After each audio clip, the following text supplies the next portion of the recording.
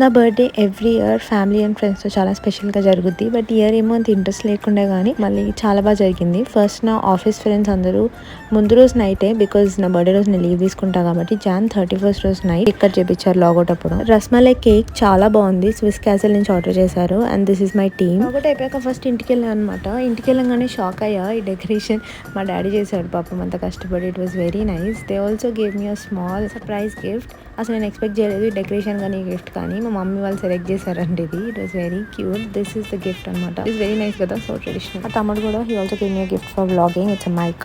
12 లోపు తీసుకెళ్ళకపోతే ఉంటుంది బ్రో నీకు లొకేషన్ కి, మామూలుగా ఉండదు.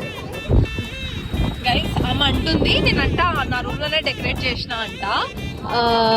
ఏమంటారు, తిప్పి తిప్పి తిప్పి టైం కాలేదని ఇంతసేపు అక్కడ ఇక్కడ తిప్పి నా రూమ్ కి తీసుకెళ్తున్నా అని అంటుంది.